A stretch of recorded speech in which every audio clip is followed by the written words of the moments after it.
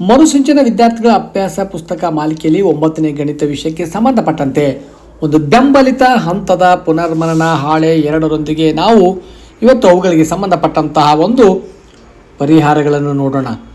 ಬೆಂಬಲಿತ ಹಂತದ ಸಂಖ್ಯಾ ಪದ್ಧತಿ ಅಂತಕ್ಕಂಥದ್ದು 2ನೇ ಒಂದು ಪುನರ್ಮನನ ಹಾಳೆಯಾಗಿದೆ.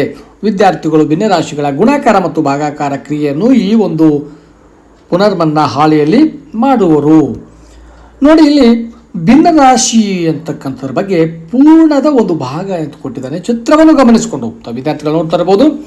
ಈ ಒಂದು ಚಿತ್ರದಲ್ಲಿ 2 ಭಾಗಗಳಿವೆ. ಅದರಲ್ಲಿ ಒಂದು ಭಾಗಕ್ಕೆ ಬಣ್ಣವನ್ನು ತುಂಬಲಾಗಿದೆ, ಹಾಗಾಗಿ ಇದು 1/2 ಅಂಶ ಆಗುತ್ತೆ.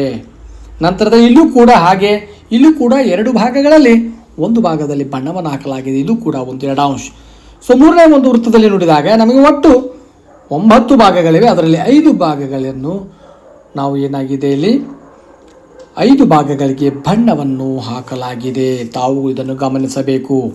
ನಂತರದಲ್ಲಿ 2ನೇ ಒಂದು ಚೌಕಾಕೃತಿಯಲ್ಲಿರ್ತಕ್ಕಂಥದ್ದನ್ನು ಗಮನಿಸಿದಾಗ 3 ಒಂದು ಭಾಗಗಳಿವೆ. ಅದರಲ್ಲಿ ಒಂದು ಭಾಗಕ್ಕೆ ಬಣ್ಣ ಹಾಕಲಾಗಿದೆ, ಹಾಗಾಗಿ ಇದು 1/3 ಅಂಶ. ಸೊ ಇಲ್ಲಿ ನೋಡಿದಾಗ 5/6 ಅಂಶ, ಇಲ್ಲಿ ನೋಡಿದಾಗ ನಮಗೆ 4/8 ಅಂಶ. 8 ಭಾಗಗಳಲ್ಲಿ 4 ಭಾಗಗಳಿಗೆ ಬಣ್ಣವನ್ನು ಹಚ್ಚಲಾಗಿದೆ. ಯೋಚಿಸಿ, ಈ ಒಂದು ಮೇಲಿನ ಚಿತ್ರಗಳನ್ನು ಭಿನ್ನರಾಶಿ ರೂಪದಲ್ಲಿ ಪಕ್ಕದ ಕೋಷ್ಟಕದಲ್ಲಿ ಬರೆಯಿರಿ ಅಂತೇಳಿ ಅದನ್ನು ನಾವು ಈಗಾಗಲೇ ಬರೆದಿದ್ದೀವಿ. ಸೊ ಭಿನ್ನರಾಶಿಯ ಗುಣಾಕಾರವನ್ನು ಮಾಡಬೇಕು. ಅದು ಒಂದು ಮಾದರಿ ಕೊಟ್ಟಿದ್ದಾನೆ. ಆ ಮಾದರಿಯಂತೆ ನಾವು ಗುಣಾಕಾರವನ್ನು ಮಾಡುತ್ತಾ ಹೋಗೋಣ. ನೋಡಿ, ಇಲ್ಲಿ ತಮಗೆ ಗೊತ್ತಾಗ್ತಾ ಇದೆ, ಈ ಒಂದು ಆಕೃತಿಯಲ್ಲಿ ತಮಗೆ ಗೊತ್ತಾಗ್ತಾ ಇದೆ. ಇಲ್ಲಿ ಏನಾಗಿದೆ, ಭಿನ್ನರಾಶಿ 1 ಮತ್ತು ಭಿನ್ನರಾಶಿ 2 ಅಂತ ಹೇಳ್ತಾನೆ. ಸೊ ಭಿನ್ನರಾಶಿ 1ರಲ್ಲಿ ನಮಗೆ ಒಟ್ಟು ಎಷ್ಟಿದೆ, 1 2 3 4 5 ಭಾಗಗಳಲ್ಲಿ 3 ಭಾಗಗಳಿಗೆ ಬಣ್ಣವನ್ನು ಹಚ್ಚಲಾಗಿದೆ ಅಂತ ಹೇಳ್ತಾನೆ. ನೋಡ್ತಾ ಹೋಗ್ಬೋದು, 3 ಭಾಗಗಳಲ್ಲಿ 1 2 3ರಲ್ಲಿ ಗರಿಷ್ಠವಾಗಿ ಒಂದು ಯೆಲ್ಲೋ ಕಲರ್ ಹಾಕಿದರೆ, ಹಾಗಾಗಿ 3 5 ಅಂಶ ಆಗಿದೆ. ನಂತರದಲ್ಲಿ ಇಲ್ಲಿ ಕಂಬ ಸಾಲುಗಳ ಪ್ರಕಾರ ಈ ಒಂದು ಆಯತದಲ್ಲಿ ನೋಡಿದಾಗ 4ರಲ್ಲಿ 3ಕ್ಕೆ ಬಣ್ಣವನ್ನು ಹಾಕಲಾಗಿದೆ. ಹಾಗಾಗಿ ನಾವು ಗುಣಿಸಿದ್ದೇ ಆದರೆ ಅಂಶಗಳನ್ನು ಗುಣಿಸಿದಾಗ ಅಂಶ 3 ಗುಣಿಲೆ 3 ಅಂತಂದಾಗ ಎಷ್ಟಾಯಿತು, 9. ಛೇದದಲ್ಲಿ 5 ಗುಣಿಲೆ 4 ಅಂದಾಗ 20 ಅಂಶ. 3 ಗುಣಿಲೆ 3 ಛೇದ 5 ಗುಣಿಲೆ 4 ಅಂದಾಗ ನಮಗೆ 9 20 ಅಂಶ ಆಗಿ ಬಂದಿದೆ. ಇದನ್ನು ಗಮನಿಸಿಕೊಂಡು ಕೆಳಗಿನ ಒಂದು ಪ್ರಶ್ನೆಗಳಿಗೆ ಉತ್ತರವನ್ನು ಬರೀಬೇಕಾಗುತ್ತೆ. ನೋಡಿ ಮಕ್ಕಳೇ, ಭಿನ್ನರಾಶಿಗಳನ್ನು ಗುಣಿಸುವಾಗ ಅಂಶವನ್ನು ಅಂಶದೊಂದಿಗೆ, ಛೇದವನ್ನು ಛೇದದೊಂದಿಗೆ ಗುಣಿಸಬೇಕು. ಏಕೆ ಅಂತಕ್ಕಂಥದ್ದನ್ನು ಆಲೋಚಿಸಿ. ಈ ಚಿತ್ರದಲ್ಲಿ ಕೊಟ್ಟಿರ್ತಕ್ಕಂಥವುಗಳನ್ನು ನೋಡಿಕೊಂಡು ತಾವುಗಳು ಕೂಡ ಭಿನ್ನರಾಶಿಗಳ ಗುಣಲಬ್ಧವನ್ನು ಮಾಡಬೇಕು. 1ನೇ ಭಿನ್ನರಾಶಿ ಚಿತ್ರವನ್ನು ನೋಡಿದಾಗ ಗೊತ್ತಾಗುತ್ತೆ. ಇಲ್ಲಿ 2 ಭಾಗದಲ್ಲಿ ಒಂದು ಭಾಗಕ್ಕೆ ಬಣ್ಣವನ್ನು ಹಚ್ಚಲಾಗಿದೆ, ಇಲ್ಲಿ 3ರಲ್ಲಿ 1ಕ್ಕೆ, ಹಾಗಾಗಿ 1/2 ಅಂಶ ಇಂಟು 1/3 ಅಂಶ. ಸೊ ಹಾಗಾಗಿ 1 ಗುಣಿಲೆ 1 ಅಂದರೆ 1. ಸೊ 2 ಗುಣಿಲೆ 3 ಅಂತಂದರೆ ಒಂದು ಬಾರಿ ಬರೆಯಲಾಗಿದೆ 2 × 3 ಅಂತಕ್ಕಂಥ, ಹಾಗಾಗಿ 1/6 ಅಂಶ ಅನ್ನುವುದು ಇವುಗಳ ಗುಣಲಬ್ಧವಾಗಿದೆ.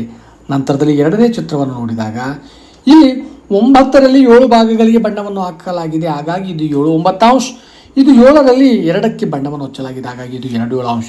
7 9 ಅಂಶ ಇಂಟು 2 7 ಅಂಶವನ್ನು ಗುಣಿಸಿದಾಗ ಅಂಶಗಳು 7 × 2 ಛೇದ 9 × 7 ಅಂದಾಗ ನಮಗೆ 14 63 ಅಂಶ ಅಂತಕ್ಕಂಥದ್ದು ಬರುತ್ತೆ.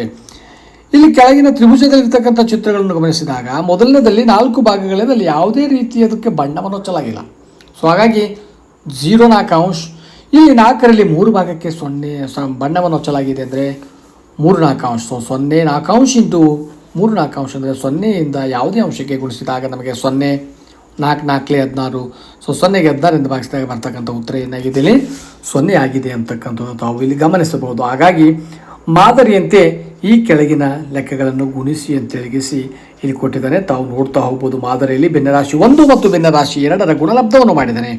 ಭಿನ್ನರಾಶಿ 1 2 5 ಅಂಶ ಆಗಿದೆ. 2ನೇ ಭಿನ್ನರಾಶಿ 4 7 ಅಂಶಗಳನ್ನು ಗುಣಿಸಿದ್ದಾನೆ. 2 ಗುಣಿಲೆ 4 ಅಂದಾಗ ಎಷ್ಟಾಗಿದೆ, 8. 5 ಗುಣಿಲೆ 7 ಅಂದಾಗ ಎಷ್ಟಾಗಿದೆ, 35 ಅಂತಕ್ಕಂಥದ್ದು. ಇಲ್ಲಿ ನಮಗೇನಾಗಿದೆ, ಅಂಶಗಳಿಗೆ ಗುಣಿಸಬೇಕು, ಛೇದಗಳಿಗೆ ಗುಣಿಸಬೇಕು ಅಂತಕ್ಕಂಥದ್ದು ನೋಡಿದ್ವಿ. ಹೀಗೆ ಮಾದರಿಯಂತೆ ಗುಣಿಸಿ 8 5 ಅಂಶ ಇಂಟು 7 9 ಅಂಶ ಅಂದಾಗ 56 45 ಅಂಶ. 11 ಗುಣಿಲೆ 9 99. 14 ಗುಣಿಲೆ 15 ಅಂದರೆ 210. 12 5 ಅಂಶ ಇಂಟು 5 6 ಅಂಶ ಅಂದರೆ ಗುಣಿಸಿದಾಗ ನಮಗೆ ಬರ್ತಕ್ಕಂಥ ಉತ್ತರ ಎಷ್ಟಾಗಿದೆ, 60 30 ಅಂಶ. 50 71 ಅಂಶ ಇಂಟು 21 8 ಅಂಶದಿಂದ ಗುಣಿಸಿದಾಗ ಅಂಶಗಳನ್ನು ಗುಣಿಸಿದಾಗ 1050, ಛೇದವನ್ನು ಗುಣಿಸಿದಾಗ 568. ಹಾಗಾಗಿ ವಿದ್ಯಾರ್ಥಿಗಳೇ, ನೇರವಾಗಿರ್ತಕ್ಕಂಥ ಉತ್ತರವನ್ನು ಇಲ್ಲಿ ಬರೆಯಲಾಗಿದೆ. ತಾವುಗಳು ತಮ್ಮ ಒಂದು ಅಭ್ಯಾಸ ಪುಸ್ತಕದಲ್ಲಿ ಅಥವಾ ಒಂದು ರಫ್ ನೋಟ್ಬುಕ್ನಲ್ಲಿ ಇವುಗಳನ್ನು ಗುಣಿಸಿ ಉತ್ತರವನ್ನು ಬರೆಯಬಹುದಾಗಿದೆ. ಭಿನ್ನರಾಶಿಗಳ ಭಾಗಾಕಾರ ಮಾದರಿಯಂತೆ ಈ ಕೆಳಗಿನವುಗಳನ್ನು ಭಾಗಿಸಿ. ಈಗಾಗಲೇ ನಾವು ಏನು ಮಾಡಿದ್ವಿ, ಗುಣಿಸಿದ್ವಿ. ಈಗ ಭಾಗಿಸ್ಬೇಕು. ಮಾದರಿ ಲೆಕ್ಕದಲ್ಲಿ ಕೊಟ್ಟಿದ್ದಾನೆ. ಸೊ ಮಕ್ಕಳೇ ಗಮನಿಸಿ, ಭಿನ್ನರಾಶಿಗಳನ್ನು ಭಾಗಿಸುವಾಗ ಒಂದು ಭಾಗಾಕಾರ ಚಿಹ್ನೆಯನ್ನು ಗುಣಾಕಾರ ಚಿಹ್ನೆಗೆ ಬದಲಾಯಿಸಿ ಚಿಹ್ನೆಯ ನಂತರ ಭಿನ್ನರಾಶಿಯ ವೃತ್ಕೃಮ ಬರೆದು ಅವುಗಳನ್ನು ಗುಣಿಸುವುದರ ಮೂಲಕ ಸಂಕ್ಷಿಪ್ತಗೊಳಿಸಬೇಕು. ಏಕೆ ಆಲೋಚಿಸಿ ಅಂತ ಹೇಳ್ತಾನೆ. ಭಿನ್ನರಾಶಿ ಕೊಟ್ಟಾಗ ನೋಡ್ತಾ ಹೋಗೋದಿಲ್ಲಿ ನಾವು ಭಾಗಾಕಾರ ಇರ್ತಕ್ಕಂಥ ಚಿಹ್ನೆಯನ್ನು ನಾವು ಗುಣಾಕಾರವನ್ನು ಬರೆದಾಗ ಆ ಒಂದು ಭಿನ್ನರಾಶಿಯನ್ನು ವಿಲೋಮವಾಗಿ ಅಥವಾ ವೃತ್ಕೃಮವಾಗಿ ಅಂಶವಾಗಿ ಛೇದವಾಗಿ ಅಂಶವಾಗಿ ಬರೆದು ಗುಣಿಸಬೇಕಾಗುತ್ತದೆ. ನೋಡಿ ಇಲ್ಲೇನಾಗಿದೆ, ಮೊದಲನೇ ಒಂದು ಆಕೃತಿಯಲ್ಲಿ ನೋಡ್ತಾ ಹೋಗಿ, 2 ಭಾಗದಲ್ಲಿ ಒಂದು ಭಾಗಕ್ಕೆ ಬಣ್ಣವನ್ನು ಹಚ್ಚಲಾಗಿದೆ. ಸೊ ಹಾಗಾಗಿ ಇದು 1/2 ಅಂಶ ಅಂತ ಹೇಳ್ಬೋದು ನಾವು. 1/2 ಅಂಶ. ಇಲ್ಲಿ 3ರಲ್ಲಿ 2 ಭಾಗಕ್ಕೆ ಬಣ್ಣವನ್ನು ಹಚ್ಚಲಾಗಿದೆ ಅಂದರೆ 2/3 ಅಂಶ ಅಂತ ಹೇಳ್ಬೋದು. ಹಾಗಾಗಿ ಇವುಗಳ ಗುಣಲಬ್ಧವನ್ನು ಮಾಡಬೇಕಾಗಿಲ್ಲ, ಭಾಗಿಸಬೇಕಾಗಿದೆ. 1/2 ಅಂಶ ಭಾಗಿಲೆ 2/3 ಅಂಶ ಅಂದಾಗ ಮೊದಲನೇ ಒಂದು ಭಿನ್ನರಾಶಿ ಹಾಗೆ ಬರೀಬೇಕು. 1/2 ಅಂಶ ಭಾಗಿಲಿದ್ದದನ್ನು ಗುಣಿಲೆ ಬರೆದಾಗ ನಾವು 2/3 ಅಂಶ ನಾವು ವೃತ್ಕೃಮವಾಗಿ ಬರೀಬೇಕು, ಅಂದರೆ 3/2 ಅಂಶ. ಈಗ ಮತ್ತೆ ಯಥಾ ಪ್ರಕಾರ ಗುಣಲಬ್ಧವನ್ನು ಮಾಡಿದಾಗ 1 × 3 3, 2 × 2 ಅಂದರೆ 4. ಹಾಗೆ ಇಲ್ಲಿ ನೀಡಿರ್ತಕ್ಕಂಥ ಚಿತ್ರಗಳಿಗೆ ನಾವು ಮೊದಲು ಎಷ್ಟು ಪ್ರಮಾಣದಲ್ಲಿ ಬಣ್ಣವನ್ನು ಹಚ್ಚಲಾಗಿದೆ ಅಂತಕ್ಕಂಥದ್ದನ್ನು ಭಿನ್ನರಾಶಿಯಲ್ಲಿ ಬರೆದು ಭಾಗಾಕಾರ ಚಿಹ್ನೆಯನ್ನು ಹಾಕಿ ನಂತರದಲ್ಲಿ ಅದನ್ನು ಗುಣಾಕಾರಕ್ಕೆ ಪರಿವರ್ತಿಸಿಕೊಂಡು ನಾವು ಉತ್ತರಗಳನ್ನು ಬರೆದಿದ್ದೀವಿ. ತಾವುಗಳಲ್ಲಿ ನೋಡಬಹುದು. 2ನೇ ಪ್ರಶ್ನೆಗೆ ಉತ್ತರ 2/3 ಅಂಶ, 3ನೇ ಪ್ರಶ್ನೆಯ ಉತ್ತರ 5/3 ಅಂಶ ಆಗಿದೆ. ಹೀಗೆ ತಾವುಗಳು ಕೂಡ ಒಂದು ಅಭ್ಯಾಸವನ್ನು ಮಾಡಬಹುದಾಗಿದೆ. ಮಾದರಿಯಂತೆ ಈ ಕೆಳಗಿನವುಗಳನ್ನು ಕೂಡ ಭಾಗಿಸು ಅಂತ ಹೇಳ್ತಾನೆ. ಕ್ರಮ ಸಂಖ್ಯೆ 1ರ ಮೂಲಕ ಭಿನ್ನರಾಶಿ 1 ಮತ್ತು 2 ಕೊಟ್ಟಿದ್ದಾನೆ. ಇದು ಕೂಡ ಭಾಗಾಕಾರ ಕ್ರಿಯೆಯನ್ನು ಇಲ್ಲಿ ಮಾಡಲಾಗಿದೆ. ತಾವುಗಳು ಗಮನಿಸಬೇಕು. ಭಾಗಾಕಾರ ಚಿಹ್ನೆ ಇದ್ದಾಗ ಗುಣಾಕಾರ ಚಿಹ್ನೆಗೆ ಪರಿವರ್ತಿಸಿ ಆಗ ಆ 2ನೇ ಭಿನ್ನರಾಶಿಯ ವಿಲೋಮವಾಗಿ ಬರೆದು ಅಂಶಗಳನ್ನು ಗುಣಿಸಬೇಕು ಮತ್ತು ಛೇದಗಳನ್ನು ಗುಣಿಸಬೇಕು. ಹೀಗೆ ಇಲ್ಲಿ ಒಟ್ಟು 8 ಪ್ರಶ್ನೆಗಳಿಗೆ ಗುಣಿಸಿ ಉತ್ತರಗಳನ್ನು ಬರೆಯಲಾಗಿದೆ. ತಾವು ನೋಡಬಹುದಾಗಿದೆ. ಹಾಗಾಗಿ ವಿದ್ಯಾರ್ಥಿಗಳೇ, ಮುಂದಿನ ಒಂದು ವಿಡಿಯೋದಲ್ಲಿ ಪುನರ್ ನನ್ನ ಹಾಳೆ 3ರೊಂದಿಗೆ ಭೇಟಿಯಾಗೋಣ. ಧನ್ಯವಾದಗಳು.